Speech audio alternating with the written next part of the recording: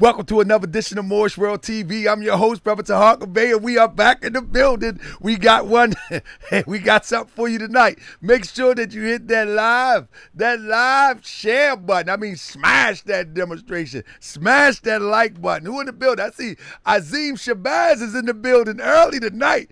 Azim, you want to see me get a whooping. That's what you want. You want somebody whoop up on me like I'm an old slave down south somewhere. You up in here real early, Azim, and you got Shabazz on your name. Oh, yeah. Yeah, I know what's going on. Anyway, hopefully we won't have, this could be the end. This could be the end of the road of the old Grand Sheik. All the giggles and all the laughs. It might be over tonight. It might be over tonight, family. I don't know. It might be over tonight. We got a veteran in the building, family. We got a veteran NOI brother in the building. Oh, yeah. Hey, it might be all over tonight, family. It might be all over tonight. Christopher Foot, what's up, brother? Email me, text me. Make a donation to the channel like you used to. We out here struggling. We're standing on the corner with signs. We'll dance for food.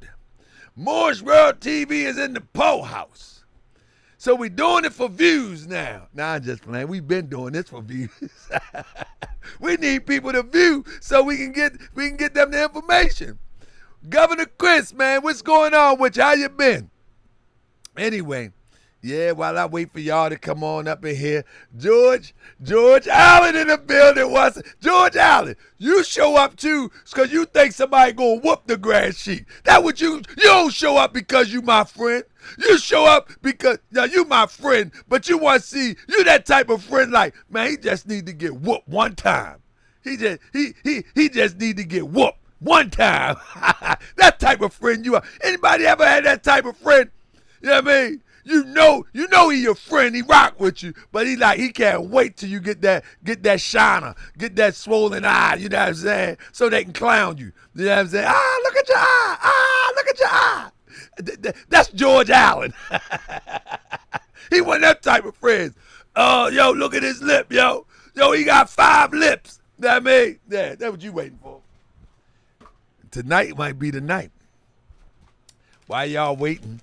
I need y'all to come in and hit that thumbs up. I'm gonna make me some moringa in my drink. You know what I'm saying? In my water. Let me put me some moringa. Anybody mess with that moringa? That moringa's a bad mama jamma. That moringa powder. Moringa. It's a bad mama jamma. Let me tell you something, family. As you get up into your 50s. As you get up into your 50s, man, you got to take care of yourself, man. You got to go all natural, man. You know what I mean? Don't be eating all the processed foods, man. Y'all got to let all that go. That's right. You got to eat. You got to eat right, man. When you get 45 or better, you got to eat right. You got to make sure you drink plenty of water. Don't listen to them pseudoscientists on the internet talking about we don't need water. Don't listen to them, man. Get the best water you can find. Get some moringa and stuff like that. Some elderberry, man, and take care of yourself, man. Listen. Take care of yourself, man, because if you're depending on the people to take care of you, you're going to have a problem. Yeah, Chief X be robbing people with that, man. Chief X be robbing people with the moringa, man. I can get people moringa a couple pounds for a couple dollars, man. Chief X be robbing people blind with that moringa, man. I know where to get the raw stuff at. But yeah, that's a severe thing, George Allen. He the one, listen, George, when I went over a severe house, he gave me a small bag, you know what I mean? And I was like, man, I got some of this at home, man. I'm going to start using it, you know what I mean? Because I said I'm going to start using it again because I kind of backed off, you know what I mean? But at the same time, right, what happened is that I said I'm going to use it, but then I got a little bit nervous.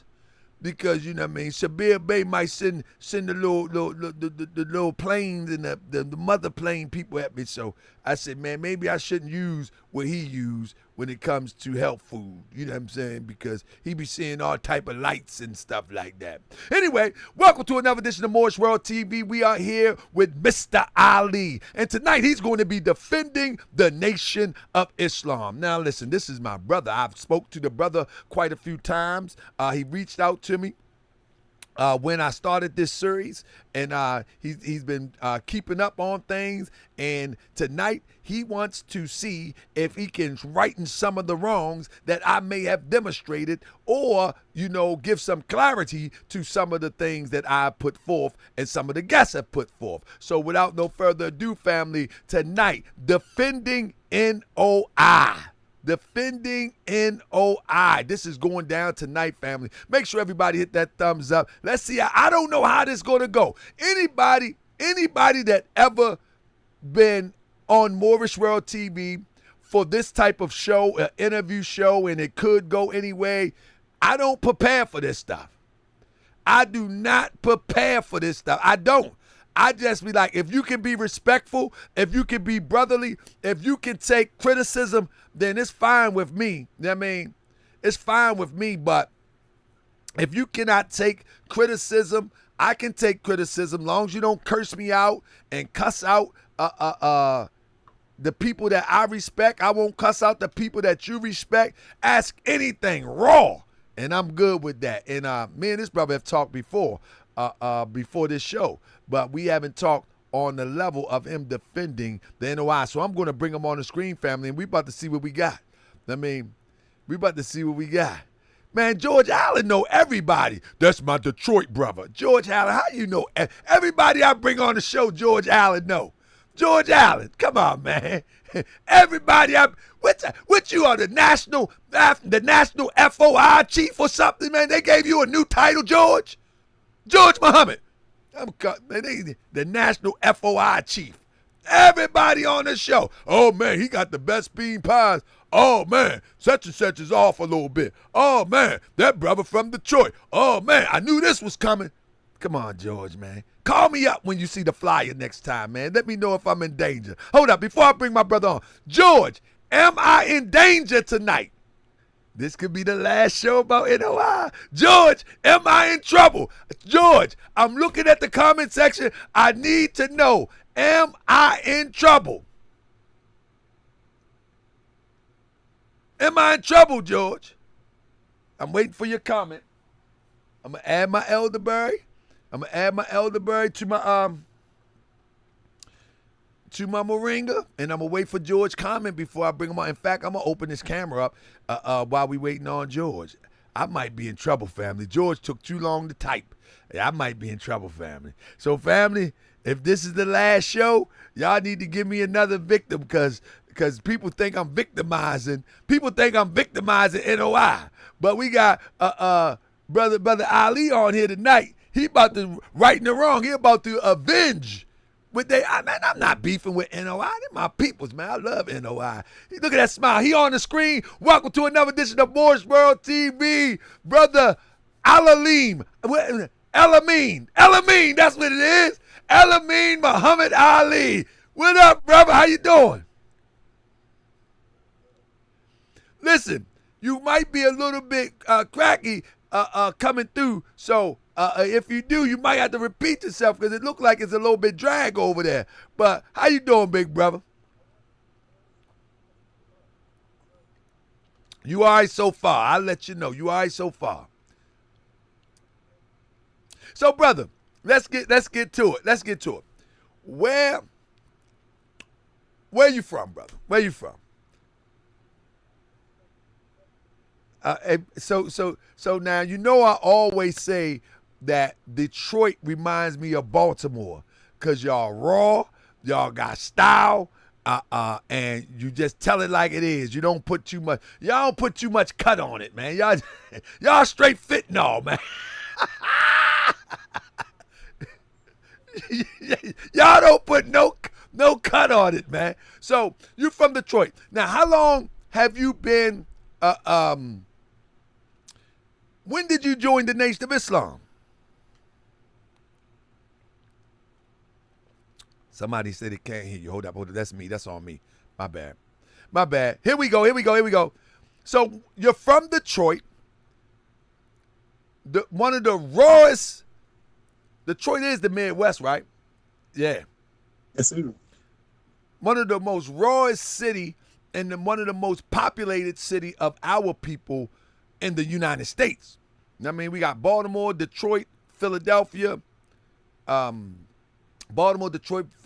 Chicago. Those are super populated with us. Now, with that being said, brother, do you got Detroit swag? You mean do you had them? You had them $1,000 suits and you know what I mean, the Gators and all that, the now later Gators. Yes, sir. Do you have one of them politician? What they call them politician hats? You know what I'm talking about? Campaign hats. Campaign. You got one of them? Yes, sir. Boy, you a real Detroitian. Shout out to the D. Hold up, pause. You can't say that. Shout out to the D. You know, they got this thing called pause now. Shout out to Detroit. You gotta say a whole word. You can't say shout out to the D. That's a pause. Shout out to Detroit. So you've been in the Nation of Islam. Did you join the Nation of Islam? How old were you when you joined the Nation of Islam? I mean, 22. 22 years old.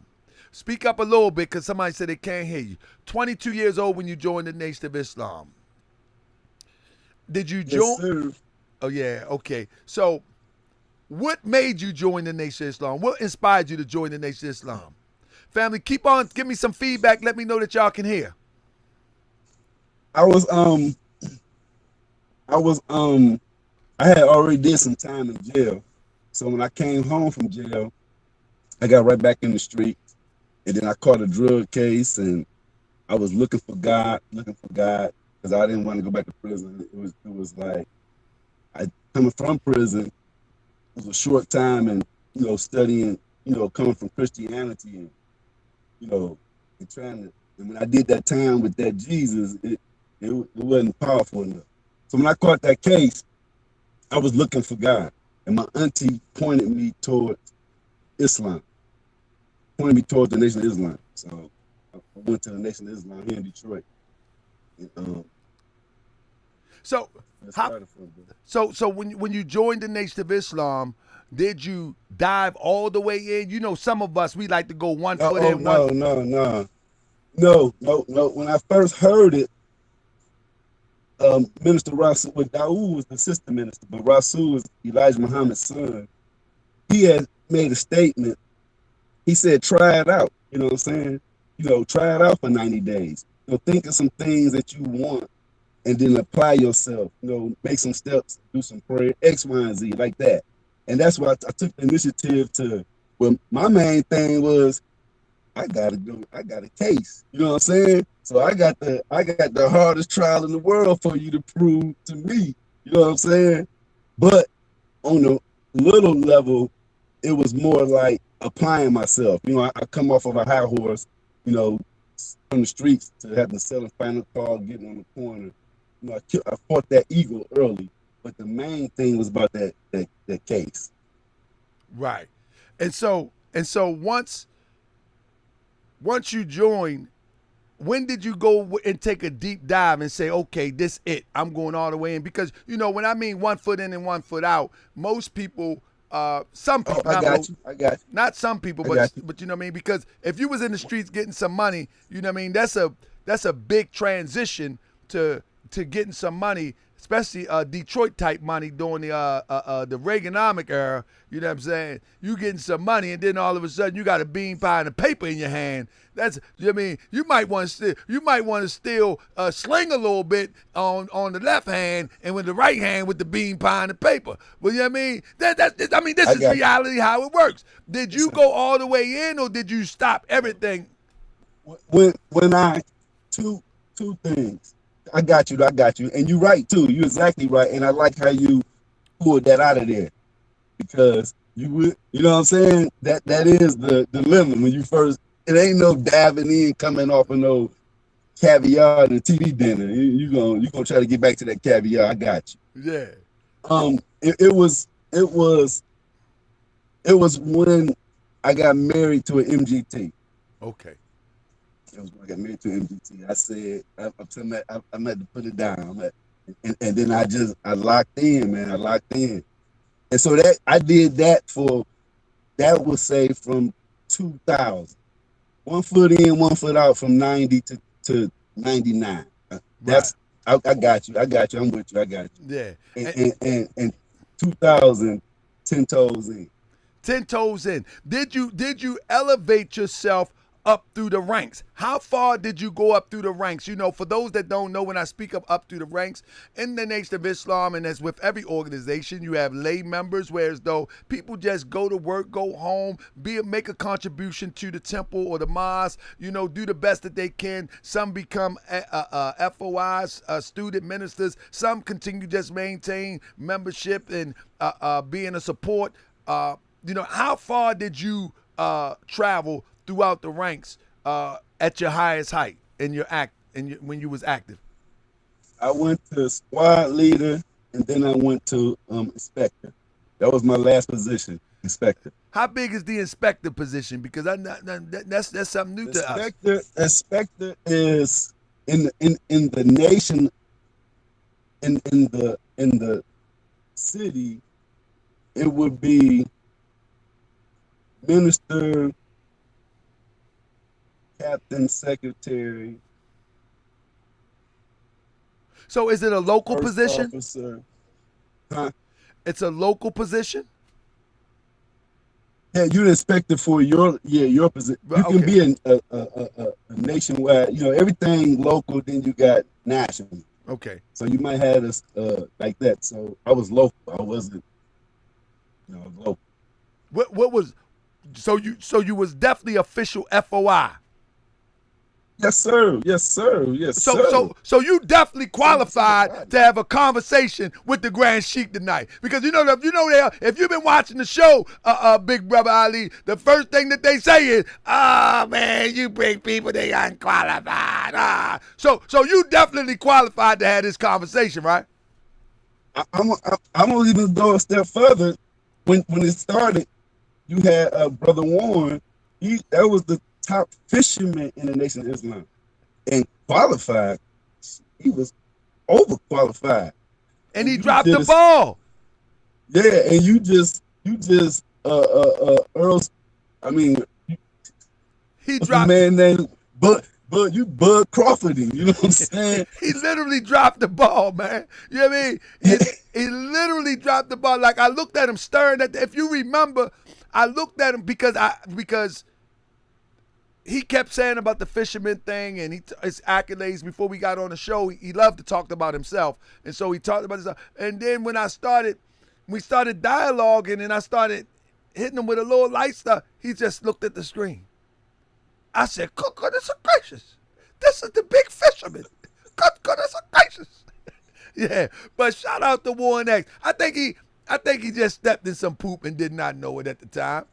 No, what it was with the brother, because I brought his name up because you said to qualify, you know, how they saying you picking, because I looked at you like that for a minute, you know what I'm saying? Like, God, dog, where you get these cats at? You know what I'm saying? And so when I seen Warren, I mean, I know he qualified with, and a lot of them guys are qualified with the perspective of the teachings from the doctrine within in-house. So they are and a lot of the answers that you got are the surface or deep answers. But I'm here to give another perspective and hear your perspective on my perspective versus my brother's perspective, because you've been doing a great job as far as I'm concerned, you know what I'm saying? And so when they say unqualified, Warren X was very qualified as far as the teachers. Gerald X did a wonderful job in my opinion too. Yeah, they qualified, but there's a certain point in your demonstration where they still get knocked out the box, and no disrespect to my brothers. So now I'm here. I'm here. I'm up here. I'm up here for the belt. You know what I'm saying? You know what I'm saying? I'm trying to see. I'm trying to get a draw. I'm not even trying to win. And I'm trying to get a draw. and so let me say this. I'm not trying to win. I hope I have brothers and sisters in the Moorish Science Temple of America, of the Noble Temples, paying attention, because one thing that the brother's saying is it's not a knock on my brothers in the Nation of Islam, but it's something that I teach in class, and I was teaching it today. I said that we have to have a way to teach this, and this is how I speak. So no offense to anybody believe in their school of thought. I said we have, and I'm speaking about Moorish science, and I taught this in class today, that we have to have a way to teach that anyone can understand it. It doesn't mean that you know everything, but you can explain it. If a person is in an igloo, Eskimo, he should be able to understand your school of thought. And even if they don't accept it, they should be able to appreciate it because they can wrap their mind around it. You know what I'm saying? Because they can wrap their mind around it. And I said in the meeting today, we are guiders of the nation. And so being guiders of the nation, people have got to understand where we're coming from. You know what I mean? Where we're coming from. And I literally said that today. And so I think one of the things that I observed, with all due respect, one of the things that I observed with brothers that come on here to represent the nation, that they, unfortunately, and this is no disrespect, they're very one-dimensional in how they're teaching the lessons. They're very one-dimensional, and this is from an outsider looking in. They're very one-dimensional, and they regurgitate word for word, answer for answer, where in the Moorish Science Temple of America, that's frowned upon. Like when I was younger, coming through the Moorish Science Temple of America, the only thing that you could repeat was the one-on-ones or the questionnaire. Anything other than that, people would clown you like they would call you a parakeet. You just could not do that. You have to think and resolve the issue that you're trying to teach and put it in your own words. You just could not say it. And I think that's been the problem with brothers that come here from the Nation of Islam, that they have been trained, that they have been trained a certain way, and their answers are trained answers. And then when they get hit with a question that question the logic of their answer, it's like a deer in headlights. So that's what I think it is. So I think the brothers in the Nation of Islam, Wesley Muhammad included, I think that there has to be, if the Nation of Islam is going to survive into generations and generations to come as great influences amongst our people, one thing that has to happen is that the brothers in the Nation of Islam need to stop being so teary-eyed when somebody questions their doctrine, and learn how to defend what they say they stand on, because we're in an intellectual age right now. And threatening somebody, you're going to hurt somebody, that don't fear nobody. Nobody cares about that no more. So last but not least, and I'm going to let my brother run. I said this in one of my shows. I said, when I decided to come to the public with defending the Moorish Science Temple of America and Prophet Noble Ali, I looked at every discrepancy that the public would have with Prophet Noble Ali. I looked at the accusation of taking advantage of an underage girl. I look at the accusations that the Prophet was a snake oil salesman.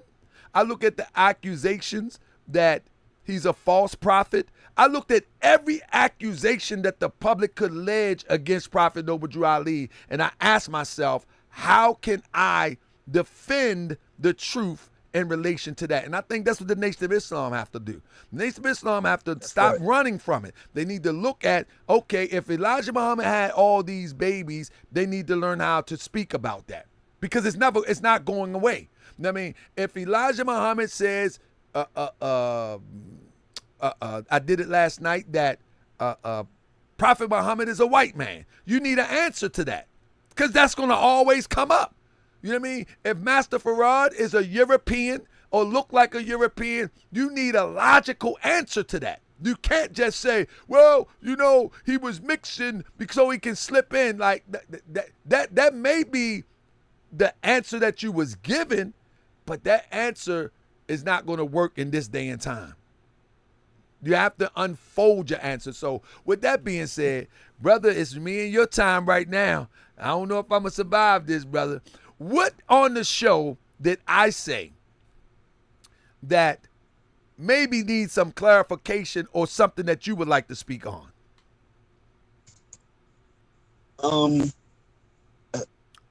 You demonstrate the facts. So I can piggyback off. See, I'm gonna say two things first. When you in the streets and you dealing with kilo. So if I'm talking to Big Meat, our conversation going like this, going like that. Doctors talking to doctors, the conversation flowing. Doctors talking to patients, it's gonna be, excuse me, all this jumping around. And the same thing with Meech talking to, well, he came up that way, so he can flow with all levels. So I'm saying you demonstrated so many facts that I learned a lot. To the point, cracked the code with the D the other day. It blew my mind when you did that. When you said what the D stand for, and with Wallace, Master Muhammad, the WD Farad, and you spoke on the D. And when you said, can it be? It stands for dog like that. I just like, oh, like it was just so simple, but outside. And then when you said it, I said, wow, that's what it stands for. Like, I'm not finna go all off of it, but the way you presented it like, let's think about that. So I'm gonna come from think about positions to where, like, because a lot of our stuff can't be proven. You have proven that, but when you said the D, you use that as it can't be proven, but a thought. And if you follow reasoning and rational and logical to this logical conclusion, that's what it stands for. You know what I'm saying? And then when you deal with the picture of him sitting there, and you deal with John Muhammad saying that's him, I'm gonna go a step further so we can get, to where I can just suggest and make you kind of think. Like when that picture of him, and then you said, but the people in the Nation of Islam want to, they want to be down with the airbrush picture, right? So I laughed at that because the brother dropping bolos on y'all. You know what I'm saying? It's like either the man who's seen him said that this is him, and here you go, and I'm a student of Farrakhan, I follow Farrakhan, in the Messenger with this airbrush painting, and it's 2026. This him right here. The airbrush painting look like the Flintstones now that knowledge has arrived. That's what it looked like. So though I see it now, it makes me laugh. It rattles me because I show my children. I got triplets, my last ones. They 10. I showed them the picture of him, and I told them that this was God, probably about 3-4 years ago. Now I'm like, whoa, like, but I got 15 children, bro. So I got 4 more children that's Muslim. I got 7 Muhammad children. My 4 Muhammad, that's why Muhammad is Allah. Allah appeared in person. My last 3, we was right at the door, but I like, whoa. Because I just got my Ali probably within the last maybe 8 years ago or something. So my point is that you demonstrating the facts. I just want to put some interest in it because I'm defending. Because your position is been hijacked. And it's a great position because when you look and dig into it, it's like, God, dog, this thing been hijacked. Yeah. If you're being honest with yourself as a FOI, if you being honest with yourself, looking or listening to someone who's presenting these things, your first thought, if you're not rooted, I'm talking rooted in something that's been written in your heart, not rooted in I just believe what I believe, not that type of root. Your first thing gonna be like, whoa, whoa. But that root and that love gonna have to go deeper to defend this. And you gotta find some type of logical answer, or you gotta kick this thing to the curb. And how do you kick something to the curb when you don't get 35 years of it? How you jump out? How you get out of fire? You jump out. So I did the same thing you did with Islam first. I never had no competition with Islam until I bumped into more science. And I only bumped into more science because I heard the minister here in Detroit. The Moors was at the meeting, and the minister said, "Let go, my Moorish brother." And he started clapping. And then he said, paraphrasing, because I don't want to take all day. I want to keep chopping. You're good. I want to keep going. You know what I'm saying? So he said, basically, the enemy don't want the Nation of Islam and the FOI, and the Moors get together. He said, then we become some smart niggas. I said, whoa, that alone, smart niggas. I'm like, oh, I thought we was already so smart. Like we the truth, we the best. But when he said that, it triggered something in me, and I noted it. I didn't go studying it then, but through hard trial and tribulations, I peeked into it. And so that's where I was able to say, whoa, there's something here. And I did my own study. I never been in no temple, no more brother can say, taught me, just like Elijah Muhammad, how y'all say. You see me with the Fed? Never been to no temple ever in my life, ever. I have no more friend, cousin, brother. Hey, brother, they saying that it's hard to hear because you're kind of choppy.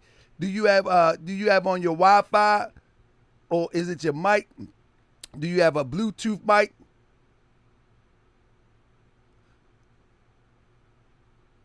Do you have? I don't. Let me see. I know. Yeah, probably get the Wi-Fi.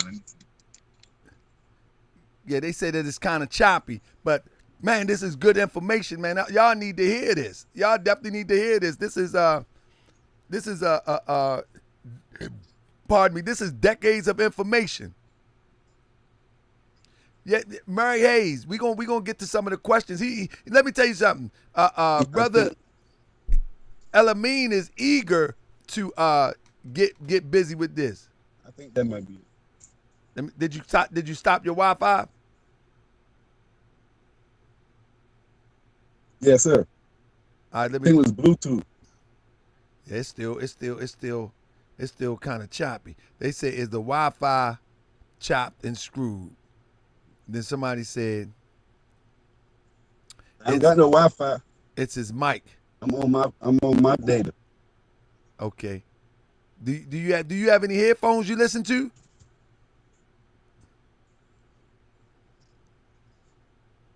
You got a headpiece? A headpiece or Here you go, right here. Here you go.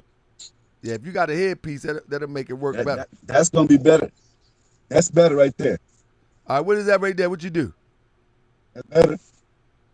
They say it's a little bit better. If you sit closer to the mic, it's better. I turned off my car.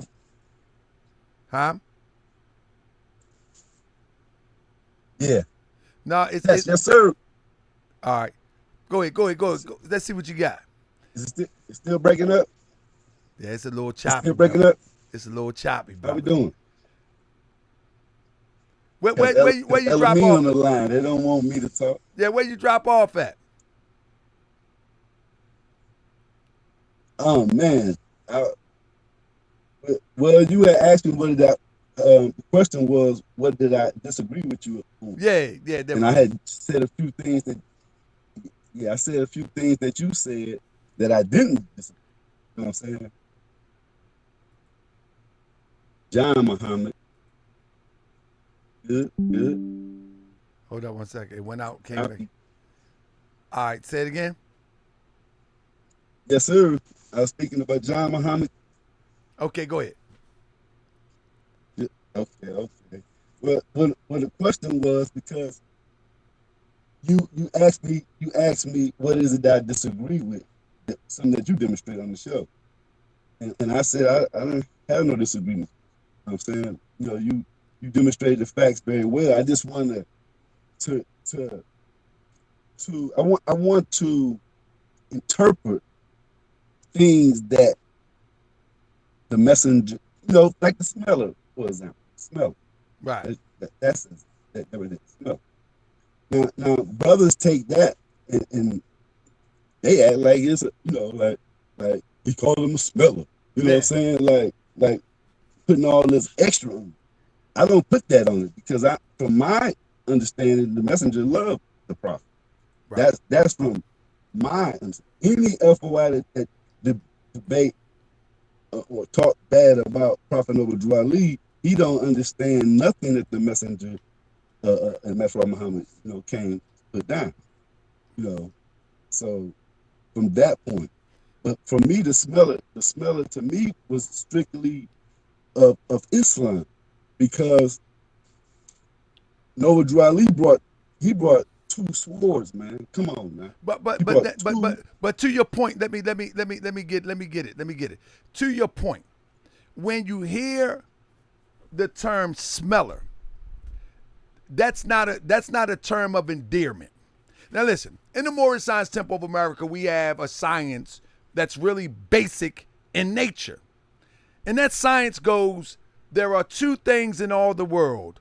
The one is truth, the other is falsehood. So in the Moorish Science Temple of America, the science is that there is no gray area in life. It's either one or the other. That's how we see science of life. The science of life is either one or the other. If there's a gray area, you put it on the side until you can wrap your mind around it. But for life, there's one or the other. Now, when you hear John Muhammad says that Elijah Muhammad or Master Farad Muhammad said he called the Moors smellers because they did not know enough to teach or bring his movement to where it needed to go. Now that's disrespectful.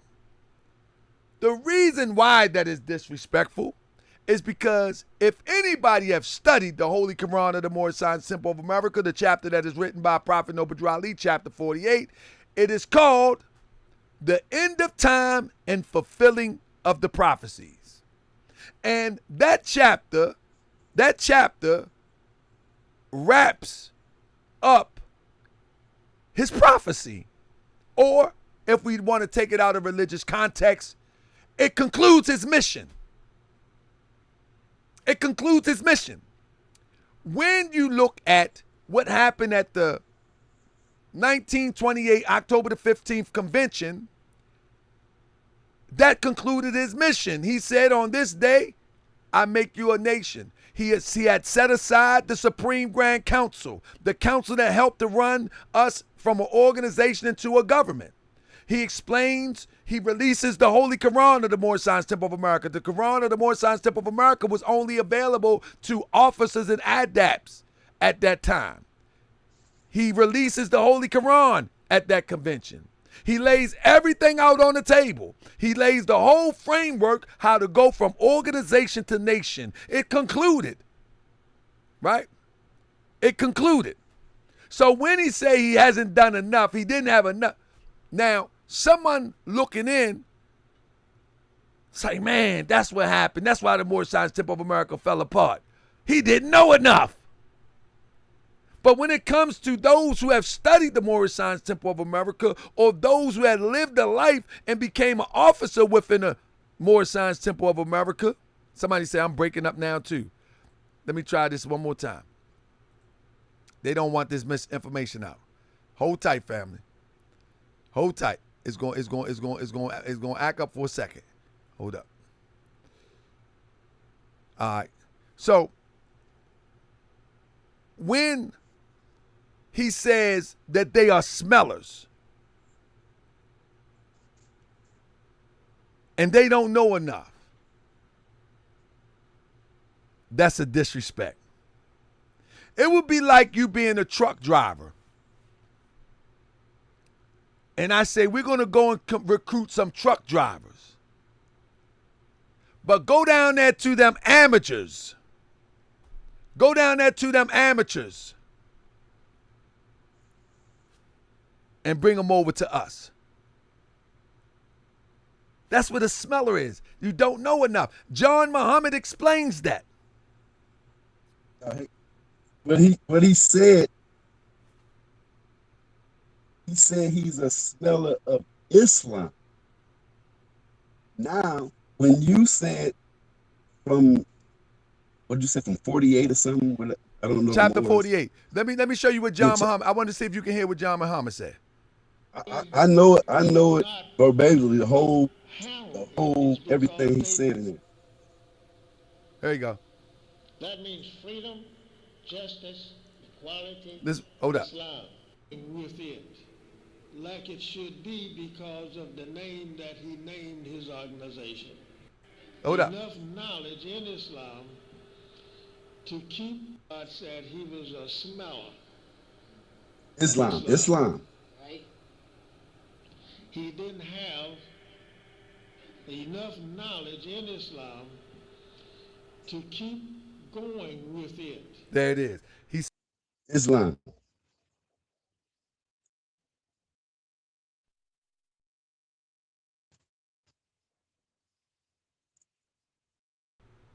So John Muhammad says he didn't have enough knowledge in Islam to keep going with it. Right. That's to clear that up. And know why we was able to clear that up? I was able to clear it up because what you stated about 48. Because to establish a nation, that's what he did. That's what the prophet did. So that answer is wrong for that. But it can be right for Islam. But it could, because he didn't give us, well, he didn't teach Islam to me to the fullest. Okay. Neither did the nation. Okay, here we go. Neither did Elijah. Okay, now here we go. It was Wallace who taught Islam. No. Ho. It depends on how you qualify Islam. It depends on how you. Let me finish. Prophet Muhammad. Okay. Prophet Muhammad is Islam. Okay, let me finish. Yes, sir. Let me finish. It depends how you qualify Islam. It depends how you qualify Islam. Let's qualify Islam. Was Abraham a Muslim? According to the Quran of Mecca, Abraham was a Muslim. And he was a believer in Islam. Did Abraham understand Islam as it was taught by Prophet Muhammad? So how could Abraham be a Muslim according to the Quran? How can Abraham be a Muslim if he never met Prophet Muhammad? See, being a Muslim or Muslim or understanding Islam is something universal that predates Prophet Muhammad. So if Abraham can be a Muslim without a Prophet Muhammad, is it possible that Prophet Noble Ali can demonstrate the purest form of Islam without taking on the cultural overtones of Prophet Muhammad? See, we've been confused as to what Islam is. We look at culture and thinking that's Islam. So what Warith Deen did, he took everybody into Islamic culture, Eastern persuaded Islamic culture. But he didn't give them Islam. He didn't give them Islam. Because, again, was Noah a Muslim? He's in the Quran known as a Muslim. Did he practice Islam in the same form that Prophet Muhammad practiced it? Absolutely not. But he still is counted amongst the righteous and the believers of Islam. So what does that tells us? That tells us that the essence of Islam does not begin nor does it end with Prophet Muhammad. It's a deeper message than what Prophet Muhammad has given that we need to grab hold to. And I'm not saying it's deeper than Prophet Muhammad's message, but his message was given to the Arabs so they can understand. It was given to them in Arabia, classical Arabia, so they can understand. And we are trying to decipher it from a language that cannot even be translated in the English language in its purest form and say we follow Islam like Muhammad. We could never follow Islam like Muhammad because the language cannot be translated into English. My turn. That was great, brother. Abraham was before Muhammad, right? Absolutely. So what did he study? What did he write of Islam for you and me to study? Here we go. If Abraham can be a Muslim without a book called Quran. No. Let me finish. We got that. I'm about to break it down. That. Okay. Let me rock. If Abraham, I can't see you. No. Oh, I'm sorry. If Abraham can be a Muslim without a Quran, that means that Islam, which means peace, we agree that Islam means peace. It comes from Salam, mean peace. If he know the essence of how to align his entire being with peace with nature, peace with the universe, peace with all things living, seen and unseen, that's Islam. You don't need a book for that. Okay. In fact, let me go a step further. In fact, Muhammad never created a book called Quran. Never. The Quran was compiled after Muhammad. So there have to be a deeper meaning to what Islam is as opposed to what we've been told. What is Islam? I got you. Now, when I said about the Abraham, I wasn't going where you went. You went down a whole other vein, which is the logical vein. But when I said it, I was saying that it wasn't no reason for Prophet Noble Ali to point to Abraham. He pointed to Prophet Muhammad. Prophet Muhammad. And I can explain. To billions of Muslims is the messenger of Allah. To billions of Muslims.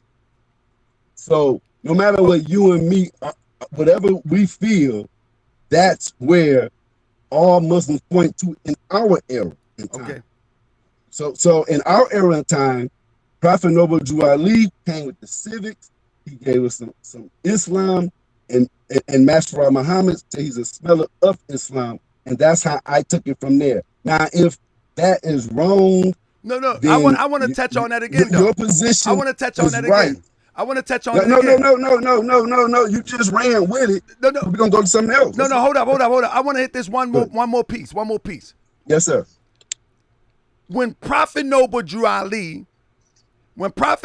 Ali points the Moorish American Muslim to Muhammad, he's not pointing you to the Muhammad that you've been sold in 2026, in 1973, or even in 1940. That Muhammad of 1600 is not the Muhammad that you've been sold. I just said Muhammad did not create or write a Quran. That's an indication that that's a different Muhammad. There's a different Muhammad. The Muhammad of 1600.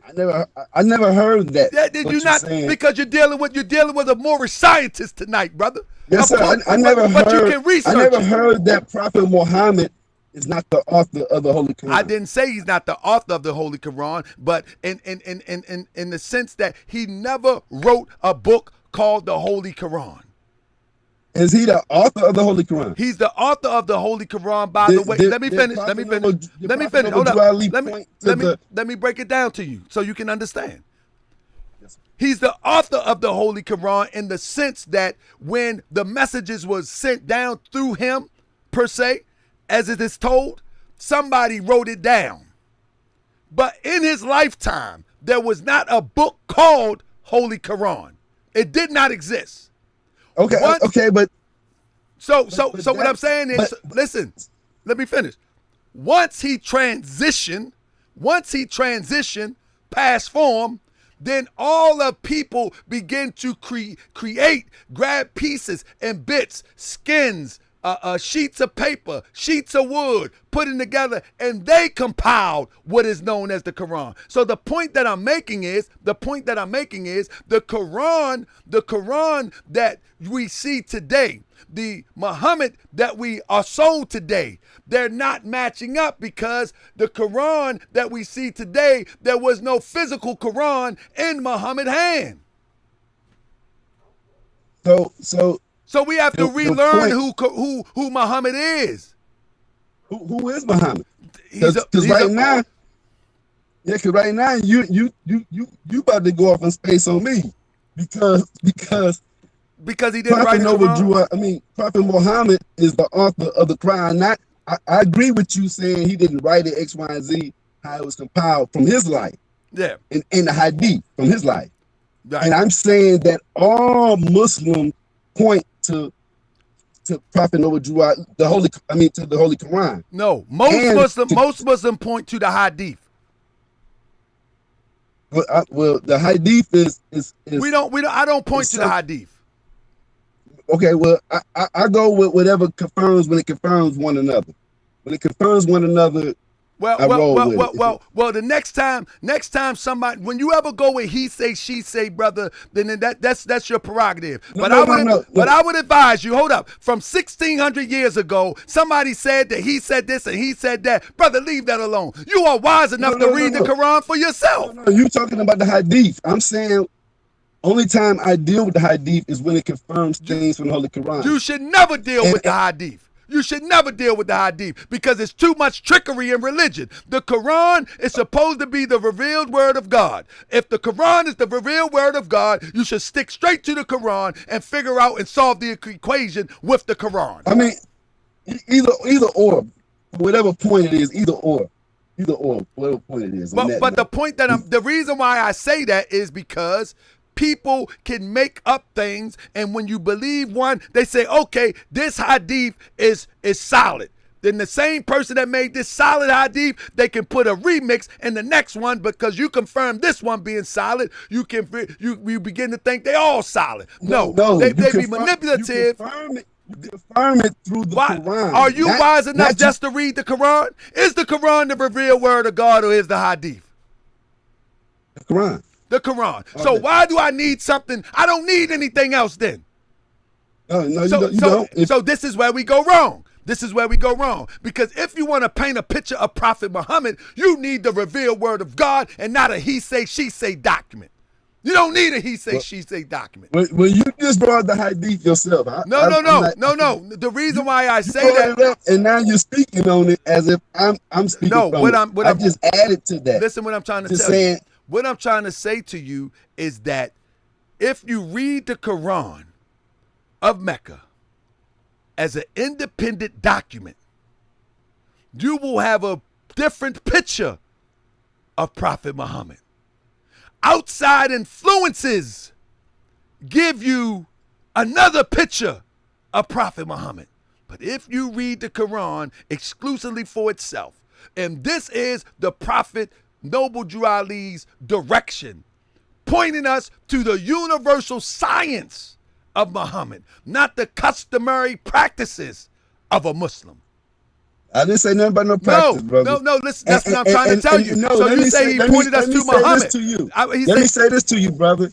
When you said that about Wallace, you wronger than two left shoes. See, that's why I have problems with even brothers in the Nation of Islam. Wallace did not teach Arabic Islam. He taught a so-called black Islam. Okay. The Arabs came to him for greater interpretation. Brother, let me ask you a question. He was a master of the Arabic language. He was a master of it.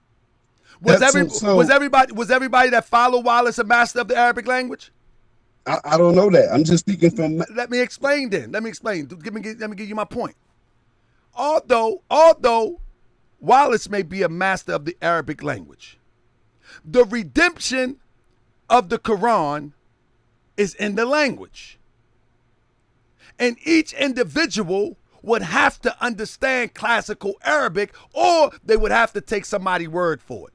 Salvation is personal. You should never have to take somebody's word for the word of God that's supposed to redeem, elevate, and transform your mind, transform your life. So it cannot be translated. The purest form of the message is in classical Arabia. Without you understanding or knowing classical Arabia, you have to go by what someone else tells you, whether it's Wallace Muhammad or a sheikh or someone else. See, in the Moorish Science Temple of America, we say we don't need no middleman. We don't need no middleman. So we don't think, and we don't believe, we don't believe, and nor do we have faith that Allah is encapsulated in one language.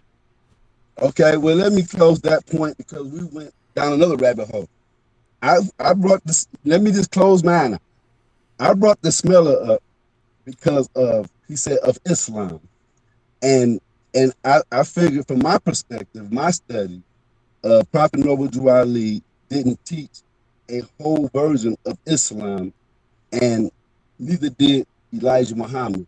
I'm saying I disagree though. Let me close my point, bro. You just did your great teaching. You did. I'm not even in that area. You know what I'm saying? I'm saying that Wallace taught a pure Islam better than his father, better than Master Muhammad, better than Noble Drew Ali. I disagree. Listen, better than Farrakhan. False. And he brought more people. To Islam than all of them. That's fine. Now that's those facts. But those facts. That's fine. Let me tell you, the Catholic Church got more people in Catholicism. That doesn't make it the word of God. I use the smeller. I use the smeller of Islam. Let me tell you something. Only not to degrade, because I respect Prophet Noble Ali. I'm saying that's the only thing it could have meant. Now, if it was a disrespect, then listen. If it was a disrespect, then they are wrong, and the hijack aspect of what you're talking about is right. I'm not going with that. I'm not going with the hijack aspect of it because of the love from this whole thing. It was built from love. So I'm saying the smeller, I don't see it as a disrespect. That's and cool. If it was a disrespect, then they're wrong. I'm saying my brother, my family is wrong. Okay. Let's go to the next. No. I need to elaborate on this. Go ahead. I do not see. But did you understand what I said? I understand what you're saying. I do not see Islam through the lens of an Arab.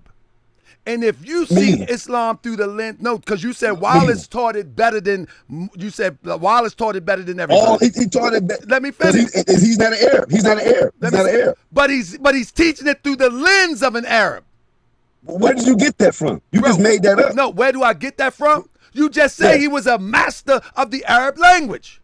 Language, right? And what is the Quran written in? The Quran is written in Arabic and English. Right. Back in the 30s, when Prophet Noble Drew Ali was here, it wasn't even an American English Quran. So he couldn't have been. You're wrong. Who put it out? Who put it out?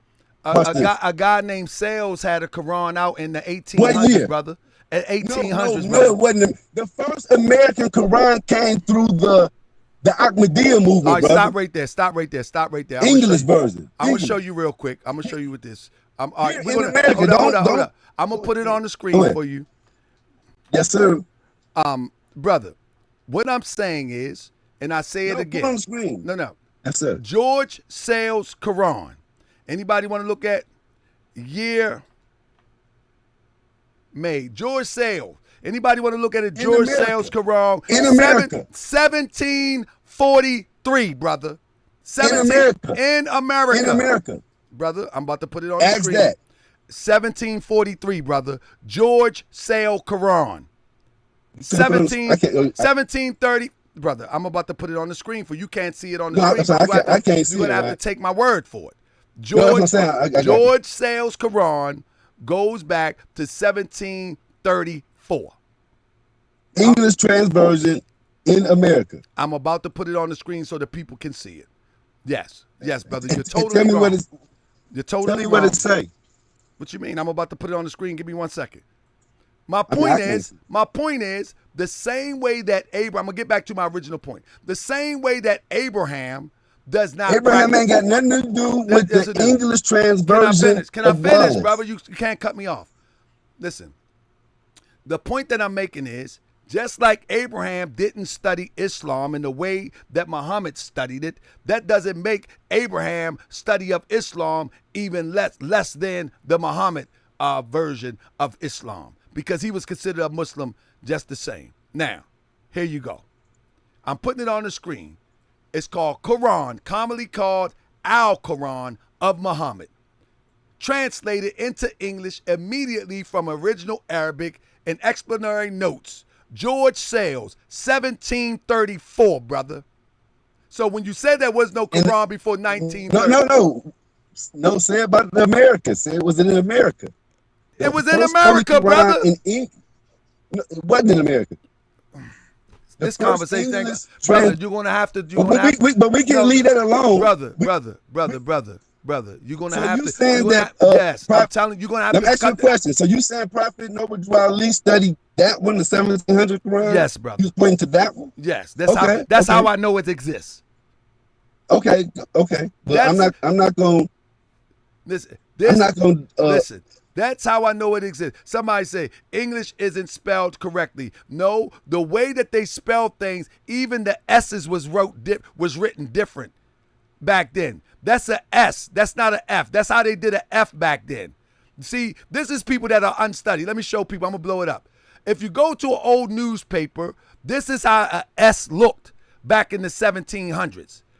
Somebody press 7 if they ever did research on old newspaper. They see, well, I'm going to tell you what they see. They see a S that looked like a long L. But if you look in the 1700s, that was the printing plates that they used in the 1700s. So what are you talking about? Okay, so brother, what are you talking about? Somebody say I Googled it. That's how I know it exists. I'm about to block you, K-Stretch, because you're being disrespectful. I know it exists because I've studied what the Prophet Noble Ali studied or what he had on his desk. This is how I know it exists. Now. So anybody done research? No. So my point that I make, I want to get back to my original point. No. You call. Listen, you say no. Hold up. You say that Wallace Muhammad taught the purest form of Islam. That's what you say. I'm telling you that if that's the case, because you're measuring it by Muhammad, if that's the case, then Abraham would have to teach the same level of Islam. Then Noah would have to. Then Jesus would have to. And all the prophets in the Quran would have to teach Islam in the same form that Muhammad taught it. But we know that's not true. We know that's not true.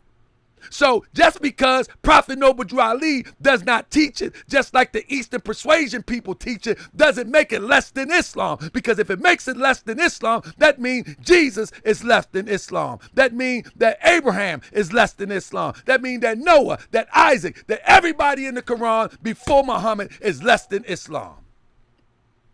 And then we know that's not true.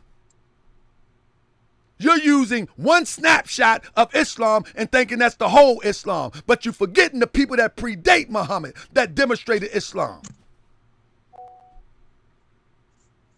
Just like somebody on the chat. Oh, brother, can you read the Quran? Did Muhammad read the Quran? Was he less than a Muslim? Did Abraham read? Hold on, I'm talking to the chat real quick. Did Abraham read the Quran? Was he less than a Muslim? Did Jesus read the Quran? Was he less than a Muslim? Huh? Did all the prophets before Muhammad read the Quran? All the prophets in the Quran, did they read the Quran? Are they less than a Muslim? See, y'all been caught up into systematic racism, systematic codified religion when you don't even understand the universal principle of a thing called Islam. But let's go to the next one now, brother. What's the next? Okay, that's cool. Let me just add to that. let me just add to that. Because what happened right here is you're demonstrating the smeller insult, and you did a great job. That's what, because that's what you're fighting. You're fighting me trying to say, No. I believe it. No. I'm not fighting you understand you, what I'm coming? What am I saying? No. I want to just correct you. I'm not fighting you. I'm using this opportunity to teach that Islam is taught in various ways. Not fighting. You defended that position. I said I came different from all my other brothers. They said he was a smeller, and maybe they probably came the same way, meaning he didn't know Islam that good. You saying that from the ADAP chamber, things that you know another Quran exists based on your insight from Prophet Noble Ali, and you're saying that he was speaking about that particular Holy Quran. If that's your I never said he was speaking about a Quran. I just answered your question. You said a Quran didn't exist. I'm saying that you're wrong. It did exist. I never said he spoke about any Quran. I said, I said, you said it didn't exist until 1930. I'm saying you're wrong. It's a Quran that exists before 1930. That was the beginning, that was the end, and that's it. Okay, so did Prophet Noble Ali say something about the Holy Quran of Mecca? Of course he did. So are you speaking about the Holy Quran of Mecca of 1700, or are you speaking about the one of Prophet Muhammad? Which one you're speaking about? What do you mean the one of 1700 of Prophet Muhammad? They're all translations of Prophet Muhammad. Listen, brother, listen. You said the 1700 translated in English, the 1700 version Quran. And you said that Prophet Noble Ali said something about a Holy Quran of Mecca. Right. And you said that you know it exists because of something concerning from Prophet Noble Ali. Right. I'm saying to you, which one was he pointing? The 1700 version or the one of Prophet Muhammad? Because what you mean the one of Prophet Muhammad? They all Prophet Muhammad, brother. What you're doing no, they're all Prophet Muhammad. You're dismissing the Holy Quran, period. I'm not dismissing the Holy Quran, brother. You flip-flopping, brother. Flip-flopping and jumping to the 1700 version just to say that I was wrong about the 1930. Which one was Prophet Noble Ali talking about? The 1700 or Prophet Muhammad? Which one? It's a simple question, bro. Brother, they're both translations from Prophet Muhammad. I'm asking there you is which not one either because or. you don't give Prophet Muhammad no props. Brother, so I'm asking you which one from your studies is he speaking? Is he speaking about the 1700 or is he speaking about Prophet Muhammad? You made your position very clear. Brother, and I thought I learned something. Hold up, you're not listening. You're not listening. You're talking, but you're not listening. You're talking, but you're not listening. No, you did that. Stop for a second. Stop. I've been listening. Hold up. Stop for 1 second. Your turn. Stop for 1 second. I don't even know if you heard me. Brother. Your turn. Speak to what I said. Listen to this, brother. Listen to this. You asked me, am I talking about the Quran of the 1700s or Prophet Muhammad? Slow down and don't answer yet. Don't answer yet. Don't answer yet. Bro, don't answer yet. Which one is he speaking about? Listen, brother, you have to stop and listen, please. You said, am I speaking about the 1700s or Prophet Muhammad Quran? What I'm trying to tell you is that the Quran from the 1700s is a translation of the Holy Quran as revealed to Muhammad.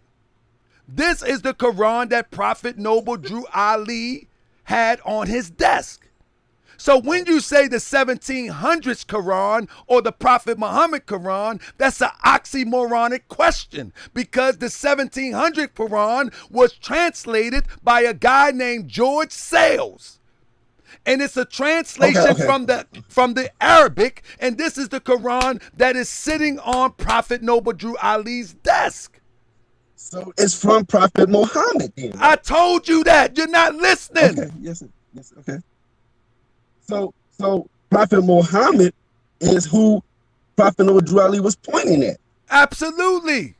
And I told you again. And I said who taught the best version of the Holy Quran of Arabic or English is Wallace. And I'm telling you that you're wrong because I understand the cultural overtones in which Wallace taught. When the Quran let me finish. Disagree there. Let me finish. When the Quran is taught in Pakistan, there's a different cultural overtone in Pakistan. When the Quran and Islam is practiced in Jerusalem, there's a certain overtone. In any region of the world where Islam exists, primarily and principally, it looks the same. But the way people function in it is slightly different according to culture. So this is why. Have you ever studied Wallace? Let me finish, brother.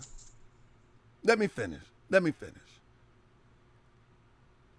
The point that I'm making is, if Islam is in China, it's going to have slight variables that Chinese culture infuses in it. Wherever you find Islam, it would have variations of that culture infused in it. That's what I'm trying to explain to you. So when you see the Moorish American practicing what we call Islam or Islamism, it don't look like it looked to the Arabs. It don't look like it looked when you see Wallace. When you see Wallace, you're measuring Wallace by what you've seen the pale Arab demonstrate, and he put a black ideal to it. That ain't what the Moorish American does. Okay. Now, you just made a great example when you said what the Moors do and versus the Arabs. And what I'm saying, and I can see that distinguished based on how you just painted that picture. And what I'm adding to it is, where you don't see a Wallace in that you see him in suits. So you're saying he That's put culture. our culture on. That's culture. So I'm saying, hold on. You saying that he put our culture on top of Islam? No, that's actually Western culture. That's what I'm saying. He put Western culture on top of Islam, Yes, he did. and Prophet more scientific. Y'all put Moorish culture on Islam. No. We're Moorish American. So we have a Moorish descent nature and an American experience. So yeah, you might see me with the fitted on. You understand? So you might see me with a suit on. No. Let me address your point. Going to demonstrate the same thing. No. You said that he brought the best demonstration of Islam, and I'm saying no. And now you're talking about how he dresses. The way he dressed is not the best form of Islam. You tied him to the Arab culture, and I'm saying I'm about to show you how. Come on. Yeah. I'm not tying him to the Arab culture because he wears a suit. I'm not tying him to an Arab culture. No. I thought you was tying him to that because you thought he wore a dashiki. No, like he practiced. I didn't say that. That's what I thought. I didn't say that. But I'm tying him to the Arab culture because one thing that you said that I know that he demonstrates, that the measure of Islam is measured by sheikhs in the East. The measure of Islam is measured by hadith in the East. The measure of Islam is... You're making that up. You winging it now. Hold up. No. Bro, you telling me that the measure of Islam is not measured by jurists in the East? No. He studied the Holy Quran. From no where? Different than Prophet Noah No. The Holy Quran. The Holy Quran is an open source, brother. No, brother. Based on what we're talking, it's open where source. did Wallace go to school at, brother? Where did Wallace learn Islam at, brother? Where did Prophet Noah learn that? No, I'm asking. No, bro, stop. Don't ask a question with a question. Where did Wallace learn Islam? He learned Arabic. Where did he learn Islam? Where? He learned Arabic. He taught his own self Islam. Brother, okay, Arabic and read in Islam. Brother, you're out of your league. You're out of the league. You're out of the league. Did I answer your question? Let me pull up the school.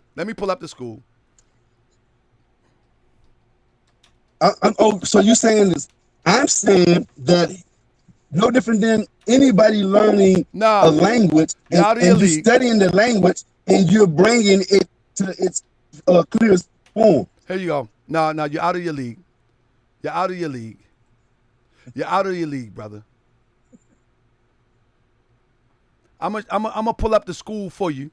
All you got to do is look at Warif Dean and find out what school he went to. I'm gonna pull it. I want to name it for you. I'm gonna name it for you. He went to Muhammad University, but he was taught over in the Middle East. He was person. taught in the Middle East. Thank you so much, Yes. brother. Thank you so much. yeah. He was taught Yeah. in the Middle East. And if he's taught in the Middle East, that means that he is going to bring the Middle Eastern or Eastern overtones of Islam, brother. Cut it out.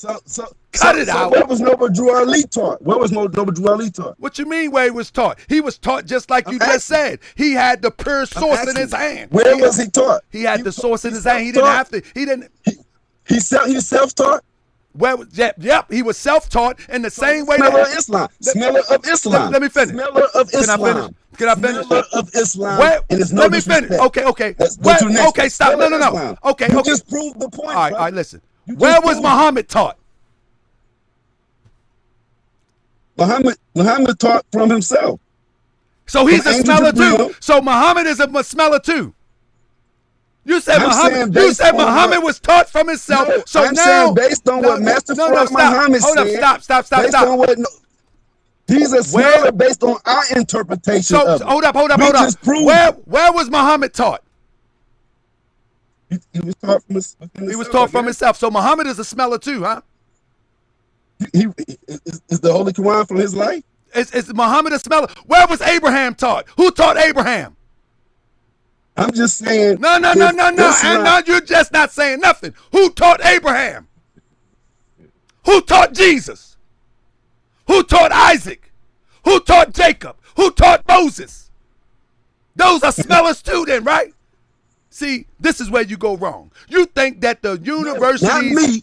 Based on what they said. Because you don't understand. He's a smeller of Islam because he's self-taught of Islam from the Holy Quran you've seen on his desk. So that's erroneous. He had nobody helping him to understand the part of Islam. Who helped Muhammad? Who helped Muhammad? I'm saying the statement that was made about him. That's what all. I'm telling you, it's an erroneous statement because if it applies to Noble Drew Ali, then it would have to apply to Muhammad.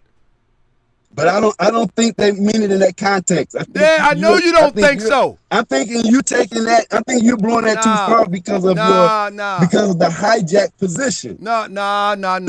I think what you want to do is you want to do the slick NOI thing. You want to make everything smooth and get along. No, it's either or. It's either or. It's either or. You know what I mean? See, FOI, I'm not like that. Listen.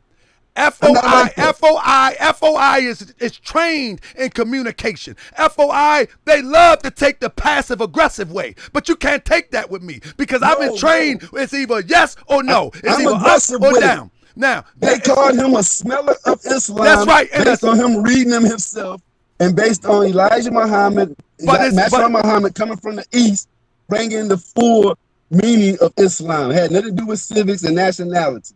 That's all it was. What are you talking about? Let's go with John Muhammad. John Muhammad said, he asked him, was he a Moor? He said, no and yeah. He said no, because we didn't follow Prophet Noble Drew Ali. And yes, we know that our nationality is Moor. That's what he said. I added on it. Well, let me say this.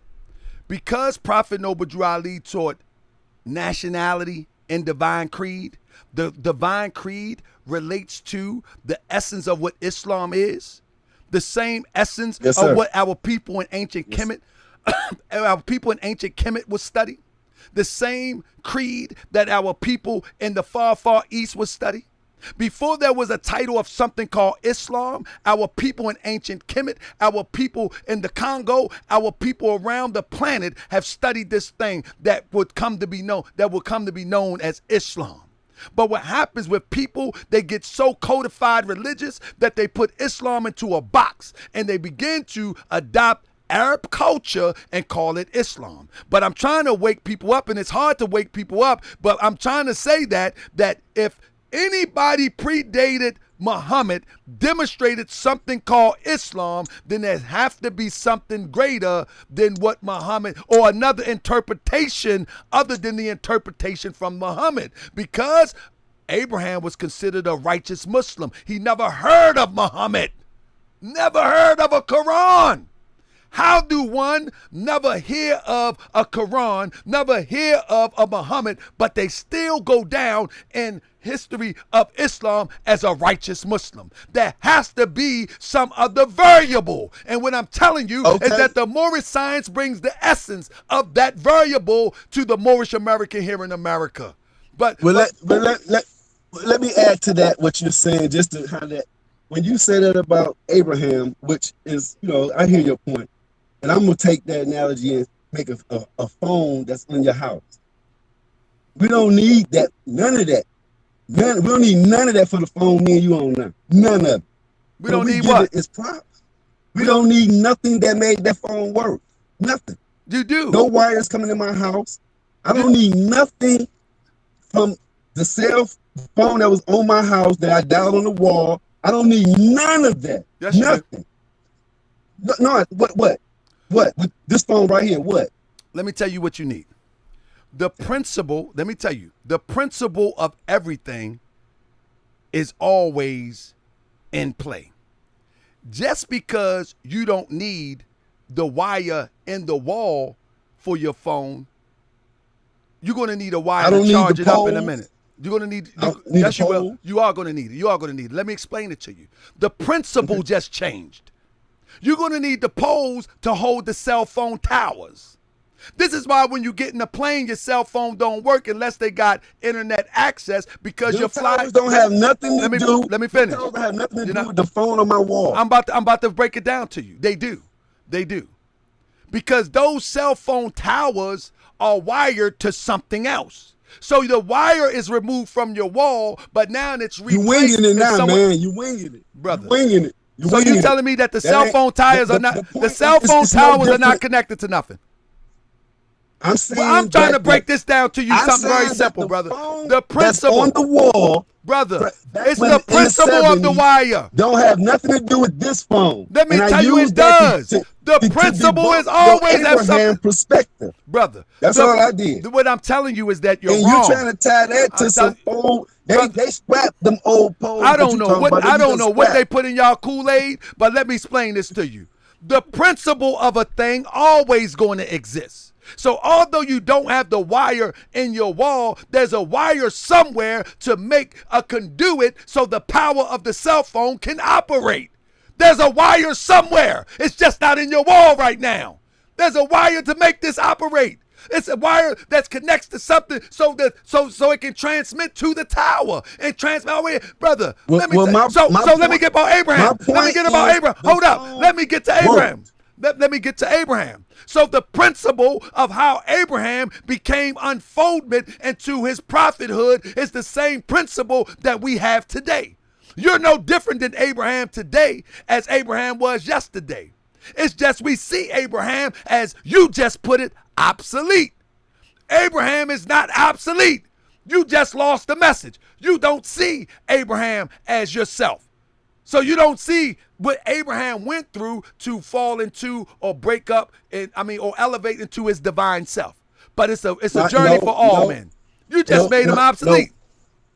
No, my point was you went back to Abraham and Jesus, all these people that existed for Muhammad. No, and said that they were I did that because it's in the Bible. It's in the Quran. I went back and got a phone on the wall to show you that it still worked. But these phones are different, and the principle is the same because you communicated. Now you're saying the same thing. The principle brother, is the same. You communicated, but it didn't use none of that. It's still the communication aspect, and it built upon it. Brother, this is what I'm telling you. Why Abraham is still in the Quran. It's still. You gotta move it. Oh, I can't see you. Abraham is in the Quran. And he's in the Quran, and he's described as a Muslim. I'm not taking Abraham is the grandfather. I'm saying that what you did, you went back to make the point of how these people were Muslim, and you're saying that's what Prophet Noble drew. No, that's not what I'm saying. You miss me, brother. You missing. I said who was? You missing me. You missing me. You missing me. I'm giving you an example. I'm only giving you an example. I gave you an example. Let me finish, brother. I'm giving you your example. All right, I'm gonna finish my sentence. I'm giving you example that if it is possible for Abraham for Abraham and all the people before Muhammad to be a Muslim without Muhammad, without a Quran, then it's fair to say that Islam is much more deeper than what we have embraced. And I asked you, who were Prophet Muhammad pointing to? That's all I asked you. All prophets, let me explain this to you. All prophets. Not Prophet Muhammad. What was Prophet Noble Drew Ali? Who was he pointing to? That's all I'm asking. He pointed to Muhammad, but guess who Muhammad pointed to? And we should. Hold up! Stop! Guess who Muhammad pointed to? Who? Jesus. Yes. Guess who else he pointed to? Noah and all prophets before him. All prophets point to the prophet that predates them. All prophet does that. That's not unique with Prophet Noble Ali. But did Muhammad? No, hold up. Let me stop. Muhammad. No. I want to say this. Let me finish this. Let me finish this thought. Prophet Noble Drew Ali points to Prophet Muhammad. We can all agree, right? Prophet Muhammad points to all the prophets before him. But does Prophet Muhammad demonstrate what Jesus demonstrate in the purest exact form? No. But does it make what Muhammad demonstrate different to what Jesus demonstrate? No. See, Jesus was a Hebrew, but he's mentioned in the Arabic Quran. So what we're speaking of is a universal truth. So just like Prophet Noble Drew Ali points to Prophet Muhammad points to Jesus. Prophet Muhammad points to Noah. Prophet Muhammad points to Abraham. Prophet Muhammad points to all the people that predates him.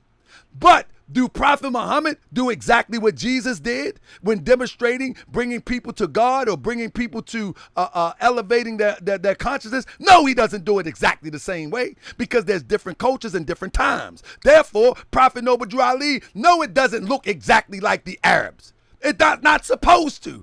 And neither did Jesus look just like, hold up, let me finish this last statement. Neither did Jesus look like the people that predate him. And this is why the Pharisees and the Sadducees wanted to kill him, because they thought he was changing the law. And Jesus said, I come not to change the law, but to fulfill the law, because they thought he was doing something different. And what you're putting on Prophet Noble Drew Ali is the same thing that the Pharisees and the Sadducees put on Jesus to try to get him on the cross, because it didn't look like what they're used to. And so now they condemn him and try to kill him. And that's the same thing when you talk about a smeller, because it doesn't look like the Arabia Islam that you're used to, but it's no different.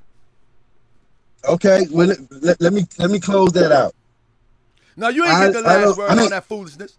You ain't spreading that. Oh, no. You acting like a smeller now. I'm gonna let you have that, and all I'm gonna say is that I'm from the other side.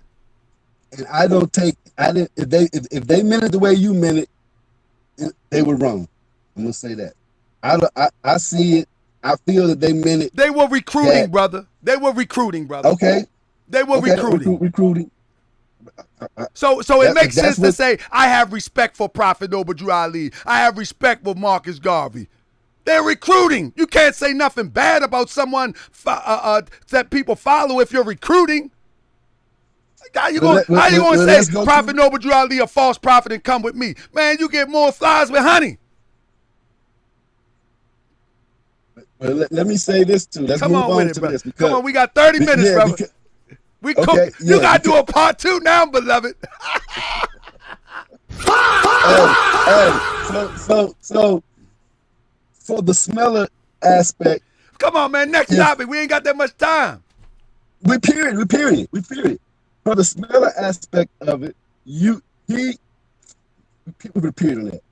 For the smeller aspect of it, I didn't take it as a disrespect, but you said it is. Because you're not called the smeller. I got you. Right. Of course you're not going to take it. Hey, my bad. Yeah, you're on the offense. Yeah, I mean, you're not being called the smeller and don't know enough. Like, come on. Okay. Now let's go to this part right here. The messengers, now the recruiting part, because you added that to it. And I'm going to say this to take about the recruiting. The messenger said this. He said that the nation will rise the nation will rise and fall and rise again, never to fall again. And when you say the recruiting aspect, I tie that to the fall then. No different than the trust.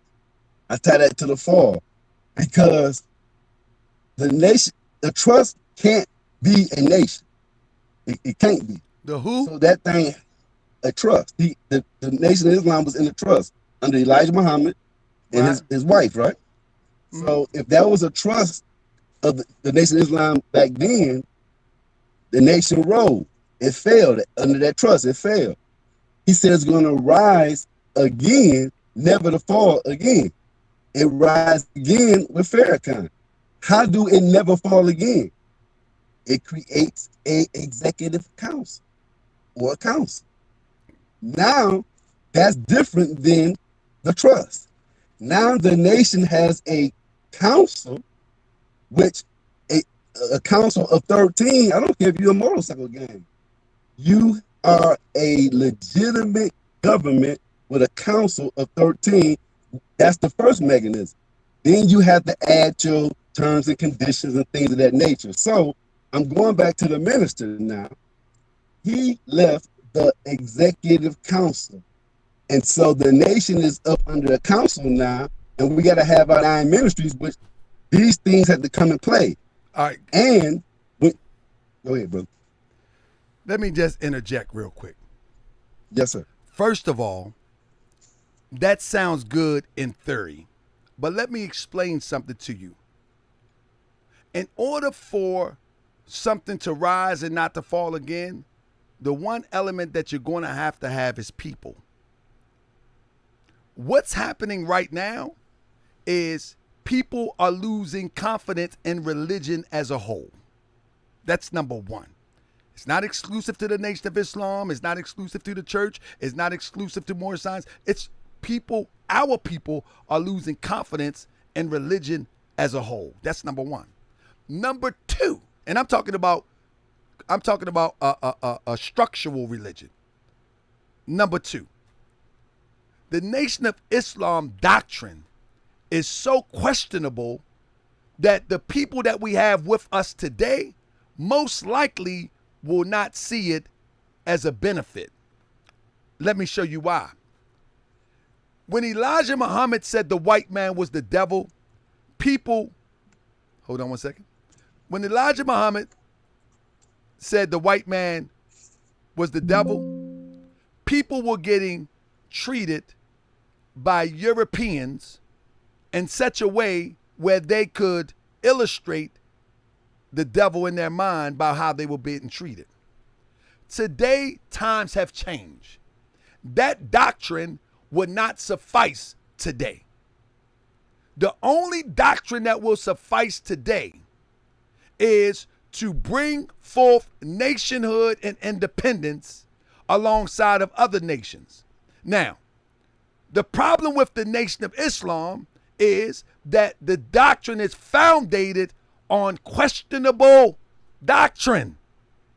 And people are a little bit more intelligent today than they were yesterday.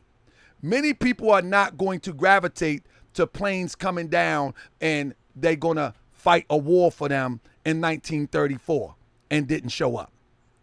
Many people are not going to do that. Many people are not going to believe the Yaqub story with no evidence. Many people are not going to believe that a plane was built in Japan when we got all knowledge, technology to look for evidence that a plane was built 1/2 a mile by. So the foundation of the doctrine is flawed.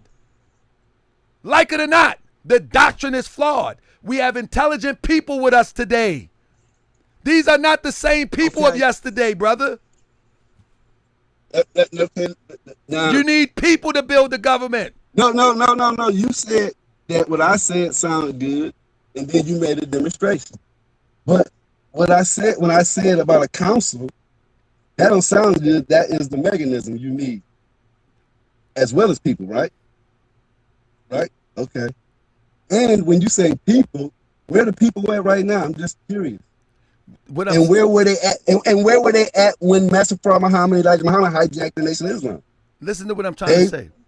This is no. I'm asking you. The they people rolled with The people. The people rolled with the spookism, right? They rolled with Master Muhammad, Elijah Muhammad. We're in a different era of time now, brother. We're in right. Times have changed. Where they at right now? Okay, hold on. Let's take away the people first. We're in a different era of time, right? We have a council. That's different, right? Is that different? We don't have a trust. We have a council. Right. Okay. And we have people now. Right. Okay. Let me show you something. Now, the moment that I show one of these young brothers a picture of Master Farad Muhammad, they're going to be like, man, you N-words are crazy. Okay. This is a different generation, brother. Okay, hold on. In the Holy Quran, I think it's the 114th chapter. This generation don't care about your Holy Quran. I got you. It's the Joshua generation. I got you. I'm wrong with you, but I'm just making you some stuff to think about. It says I have completed my favor to you, and I have chosen for you Islam as a religion. Absolutely. The people be looking for this spooky stuff that me and you.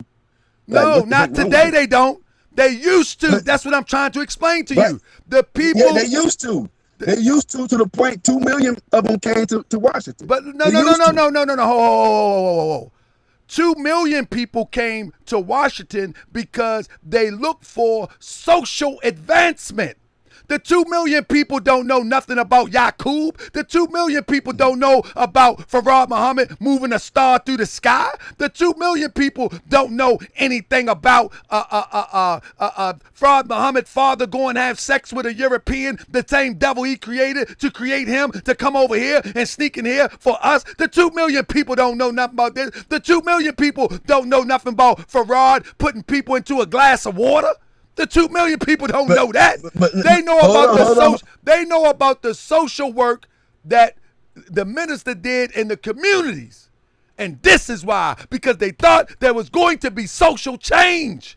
They didn't come for the Nation of Islam per se. They came because the minister was exemplifying social change that never happened. Okay, so I hear you. But all I'm trying to say to you is this. The people are blind, deaf, and dumb and looking for a savior, brother. And they're not looking for what that stuff no more. They're not looking. They're not looking for this fake stuff no more. But they not look. This is a new generation, right, brother. Okay, yeah. Now on the new generation, this is where we'll conclude because we almost finished. Because in that time of the hijacking from the Nation of Islam to this time, because it's supposed to be nation time, the hijacking thing won. And now we're in a new era, information age. But in this new era, it's called decentralized, and it's called, look up this word, nodes, N-O-D-E. If the Moorish Science Temple has not elevated to that, or the Nation of Islam has elevated to that, we're all about to be in a centralized system. Let me finish. We're all about to be in a centralized system tied to this one a centralized system controlling your money, their money, our money, Master Farad money. Brother, you didn't win somewhere else. You didn't win somewhere else. What I'm trying to tell you is that the Nation of Islam foundational doctrine is not applicable because it's too shaky. Yeah. Now, it's not applicable. So when somebody joins something, most people that join religion, they join because life has dealt them a hard hand. Most people. Or they get older and they get tired of the things that they're going through in life. Most people. And when people join stuff now, they got information in their hand. The moment that people research the foundation of a doctrine of religion and see that Master Farad Muhammad, the whole story, this generation, see, when we came up and we seen the Nation of Islam, all we seen was strong brothers in bow ties. They looked like soldiers. They represented soldiers. They was polished. They was very disciplined.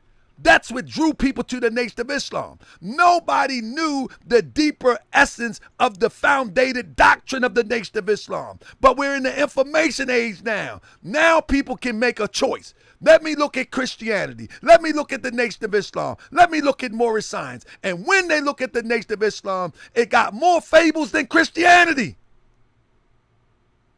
That's not going to be, in my opinion, this generation, that's not going to be a choice of many people in the future.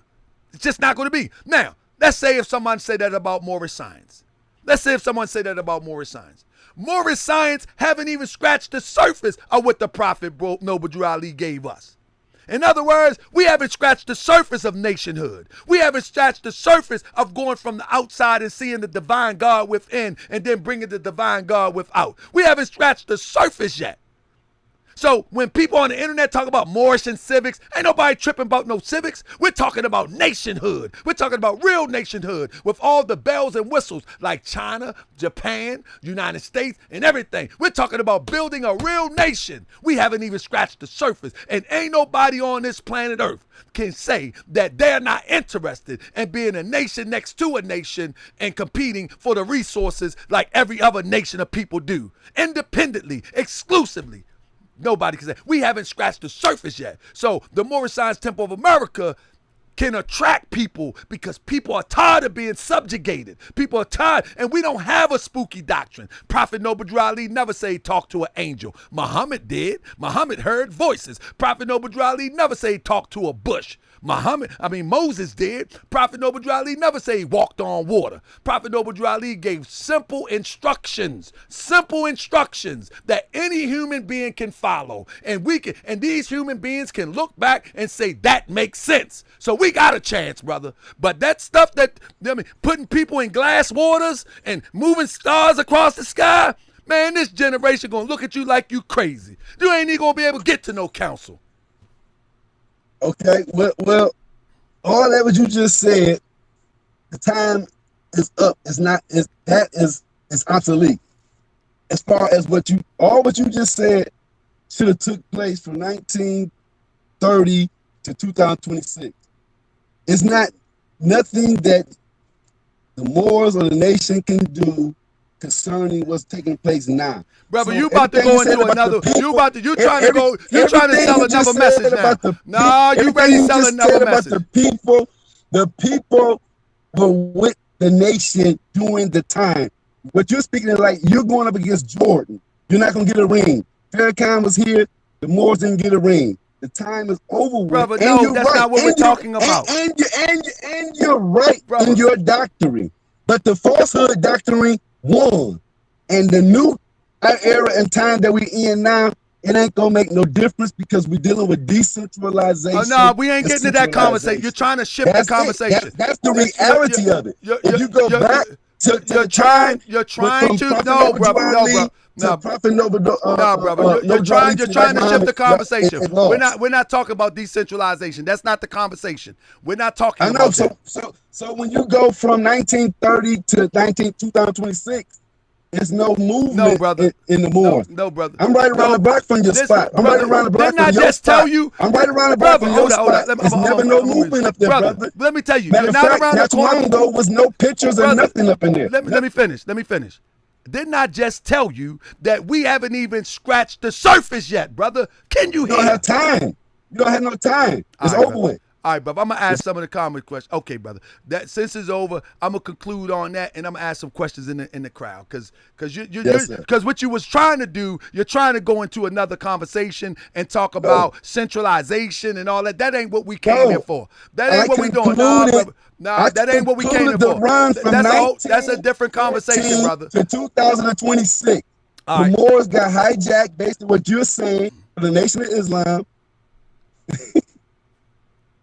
You still on, brother. I'm gone with that, man. Okay. Peace, Aki. So let me explain to somebody. Because he was trying to go into another direction. And I'm not going to let him go into another direction, talk about decentralization and all of this old conspiracy theory stuff. But I'm going to get the case stretched. I'm going to answer some of these questions. I'm going to answer some of these questions like K Stretch and other people. But let me go back. Let me go back. Let me go back. Let me look at some of these questions. Somebody said you live in fantasy world if you think Christian doesn't need correction. Okay, that's not for me. But somebody said something about nation. I want to answer some of them questions. He says, how a country you wasn't born in is going to have jurisdiction over you and you weren't burned there? Let me explain something to K Stretch. K Stretch, we don't claim Morocco, brother. We don't claim Morocco, and this is where you have a misunderstanding. The Moorish Temple of America, are you listening, brother? We don't claim Morocco. We say that the Moors are descendants of Moroccans and born in America. Let me unpack that for you. During the time that slavery began to unfold, it was the downslide of what was called the Moroccan Empire. All right? K Stretch, are you going to listen, or I'm going to remove you, brother? We do not claim Morocco. Let me say this for the people. I'm going to remove K Stretch because he don't want to listen. He's angry right now. Let me explain this to you. We don't claim Morocco. All right? What we claim is we're descendants of Moroccans and born in America. When this statement was made, Morocco wasn't even a nation state as we know it today. They didn't become a nation state until 1950 something. So what the Prophet Noble Drew Ali is saying, that the people who ruled the region from northwest, southwestern shores of Africa, these were people of Moorish descent. And within this Moorish descent, you have many different tribes, whether it be the Igbo, the Shante, et cetera, et cetera, et cetera. So when it say we're descendants from Moroccans, it's speaking about a people of an area, not the nation state of Morocco. So most of the slaves that came here from the northwestern, southwestern shores of Africa, they had that geographical location in common, and it was a jurisdiction thing as it relates to an empire. So it's no different than you being in America. There's no different than you being in America and you being American.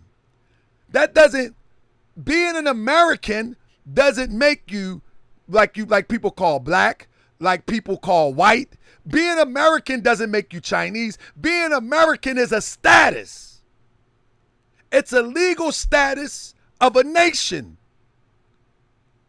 Descendants of Moroccans, it's related to the Moroccan Empire that was the last ruling force of Northwest Africa and extended all the way to southwestern shores of Africa, and that's where the slaves come from. We're talking about a descent nature. Press 7 if y'all understand what I'm saying. Hopefully I made it clear. We're talking about a descent nature. We're not talking about a nation state. When we say descendants of Moroccans, we're talking about a descent nature because our ancient forefathers who were Moroccans, they governed the whole seas. See, Moroccan, it comes from the word Moor. All right? So they governed not only the northwestern, southwestern shores of Africa, they governed all the seas. So we're talking about a status, brother. We're not talking about a nation state called Morocco. That's not what we're talking about. Only confused Moors would start to claim Morocco. These Moroccans and they ain't nothing but French and Spaniards up there right now. That ain't our forefathers. You saying we come from Africa? Absolutely. Absolutely. We come from Africa, but many of us was here in the Americas before the European came also. I just said that the Moors controlled the seas. So yes, we come from Africa, but we also was here before European came. So the stuff that you read on the internet about Moorish science is not the truth. The truth about Moorish science, you can find it in history books. You can find it in history books. Yeah. And for the person that say, how you going to become a nation within a nation, there's not a nation on earth that wasn't born out of another nation. The United States was born out of Great Britain, if I'm not mistaken. Is that right? Is that right? Press 7, is that right? Starlight, is that right? Every nation was born out of another nation. So for you to tell me that the Moorish American cannot, if you tell me that a Moorish American cannot become a nation within a nation and then move forward, you are disillusioned. There is no nation on earth that wasn't born out of another nation. Not none. Bar none. Bar none. Every nation in Africa came out of another nation. Every nation in Europe came out of another nation. And we are subjugated in a nation, and we will become a nation within a nation and go forward just like every other group of people on the planet Earth. Only a slave believes that they can't become a nation. Only a slave that has been subjugated to mental slavery will believe that they can't become a nation because they subjugated to the rules of the European and the colonialism laws that the European gave us. You have the right to become a nation. You have a right for self-identification, and you have a right to even separate yourself to become the nation that you were before slavery happened. Period, point blank. Join the temple. Yes, the United States have jurisdiction. I am a Moorish American. So, of course, I'm a citizen of the United States of America, brother. But that does not limit or prevent me from becoming a nation as I once was before slavery, brother. That don't prevent me and like-minded people. That don't prevent me and like-minded people to get our stuff together and become a nation like we was before slavery. That don't prevent, that's because I'm an American citizen. Come on, that don't prevent me. I don't deal with pseudo. When you deal with pseudo, you can't deal with me because I'm going to deal with straight law. I don't deal with pseudo. But with that being said, yeah, I had to end the interview with the brother because he was going in another direction. I know he was about to go and start talking in all this conspiracy theory about centralize this, centralize that. I mean, you have no more rights than any other American citizen. Why should I have more rights than an American citizen? Why should I? Who said I have more rights than an American citizen? K-Stretch, 183rd. You have been looking at too much information on the internet, brother. Who says? I never said I have more rights. Saudi X Shabazz says, this nation is a corporation. All nations are corporations. All nations have charters. Every nation on the planet Earth in this industrialized world have charters. All nations have corporations. See, don't listen to them Moors, Saudi Shabazz, Saudi X Shabazz. Don't listen to them crazy Moors. All nations have charters. All nations are corporate entities. But they also are nations as it relates to supposedly by the people for the people. Supposedly. I mean,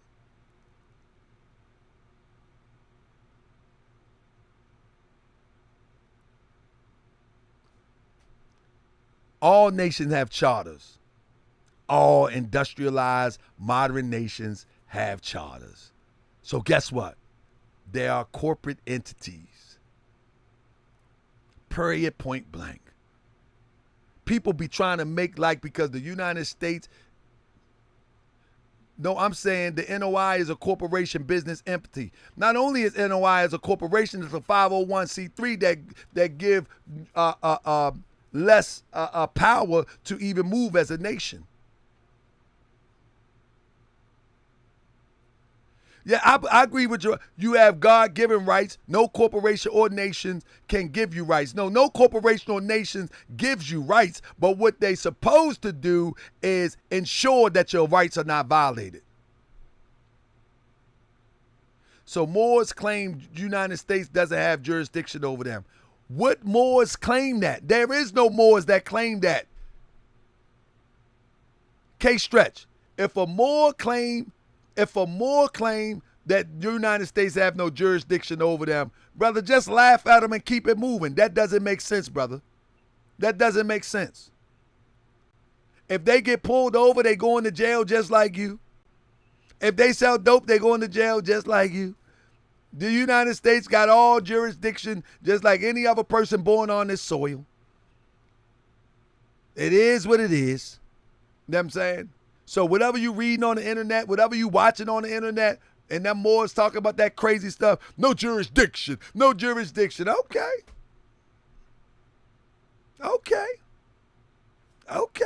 Believe whatever you want. It is what it is. You know what I'm saying? But with that being said, family, I appreciate y'all joining me tonight. I got turned up tonight. I didn't know we was going to turn up like that, but it feels good to turn up and stand on truth. I mean, I'm stating what I came across, you heard? Yeah, K-Stretch, that stuff is pseudo. Let me say this to K-Stretch. K-Stretch 183rd, that stuff is pseudo. It's pseudo. True Moorish Americans do not subscribe to that. It's pseudo. These Moorish Americans that subscribe to that, they're criminals. They want to break law. They want to continue to break law. They probably can't get a driver's license, so they get fake tags. They probably owe some child support, or they probably been drinking and driving and lost their license, or made some, got some, a bunch of infractions on their driver's license, and so now they need a free pass, and so they buy a right to travel ticket. And then get their windows bust out, car taken, and can't drive again anyway. So yeah.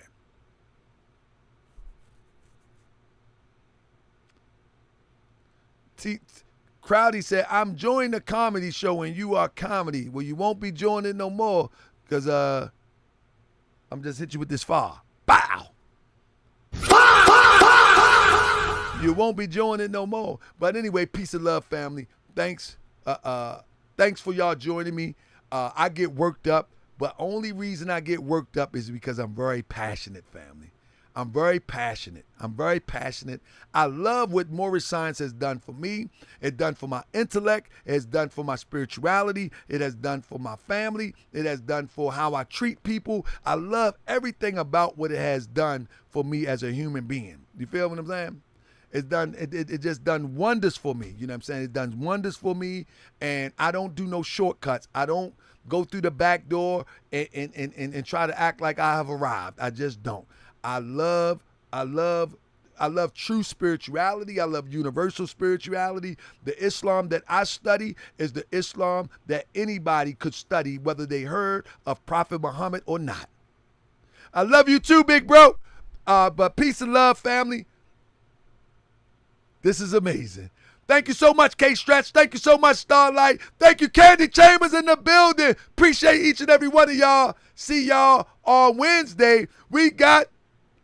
I'll probably come on Tuesday, but on Wednesday, we got the Son of Man coming in the building with my brother Marlo. The Son of Man and my brother Marlo is coming in the building. If you are familiar with the Son of Man, you don't want to miss it. Wednesday, the Son of Man, his name is written in the Bible, family. That's indeed.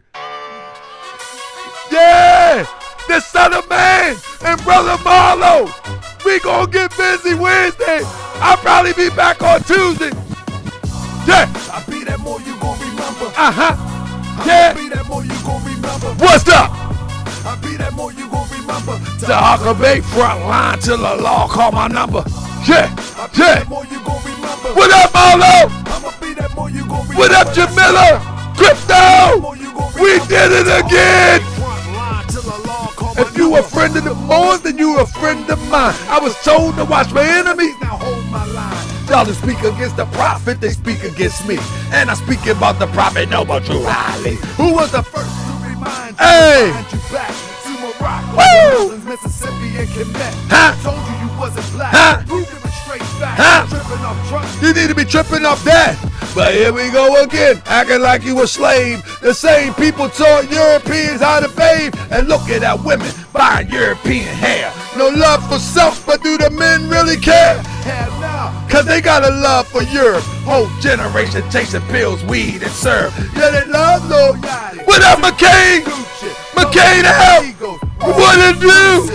Islam. We in the building, family. I be the more you gon' remember. Undefeated. Moorish World TV. We undefeated, family. Yeah. What up? We undefeated, family. Gerard. I be that more you gon' remember. Tahaka Bay front line till the law call my number. All you super scholars holler. This era for the workers. You ain't building on the ground, then you worse than a twerker. You lookin' sound on the surface. Probably working for the people. Now tell me what's your purpose. Hey, word about your homie, but know that I know. Every mo that rock a fast, he ain't my bro. Yeah, you know I ain't slow. I seen it all before. How you try to kill the prophet? It was all for dough. And some got it right now. Don't say that I'm not down. I'm coming for my vast estate. I want my town, my sheriff, my stores, my school, my nation. Sick and tired of the procrastination and debating. Y'all keep hating when love is the savior. You don't love yourself and you can't love your neighbor. That's why you kill and fight and marry out of your race. If you ain't for Moorish World, then get out of my face. Because Chinese love China, Italians love Italy, and you should love the Moorish World. Come on and build it with me. Let's go. I be that more you gon' remember. Woo! We cooking tonight, baby. Shout out to my guest, Elamin Muhammad Ali. Thanks for joining me, brother. Elamin. I be that more you gon' remember. Tahaka Bay front line till the law call my number. Shout out to my guest. Be more. I be that more you gon' remember. We cooking tonight. I be that more you gon' remember. Tahaka Bay front line Yeah. till the law call my number. Family, don't forget to hit that thumbs up. Oh no, babe. We cooking, baby. Yeah. They got the science tonight for free.